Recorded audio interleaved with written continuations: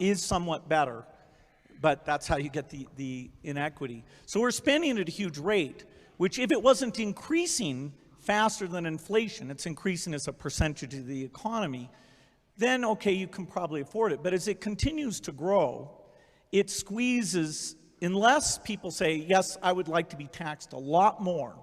And most states have these supermajorities that are required to do that, and it's not likely, and it's not clearly a good thing either.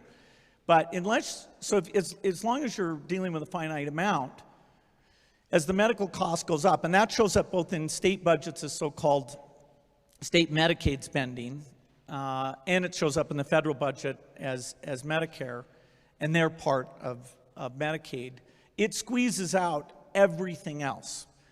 So right now what you see is it's squeezing higher education. You're raising tuitions at the University of California as rapidly as they can, and so the access that used to be available to the middle class or whatever is just rapidly going away. That's a trade-off society is making because of very, very high medical costs and a lack of willingness to say, is spending $1 million on that last 3 months of life for that patient, would it be better not to lay off those 10 teachers and to make that trade-off in medical costs? But that's called the death panel, and you're not supposed to have that discussion. So of course, well, that's an interesting thing you just said, which is just the last 3 months in life for one person or something, because we haven't had a discussion of how to allocate that money. It means we lay off 3 teachers to do so.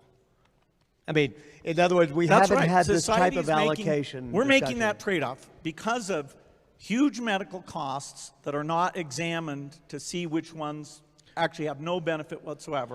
And because of pension generosity, we will be laying off over 100,000 teachers, which, I'm very much against that.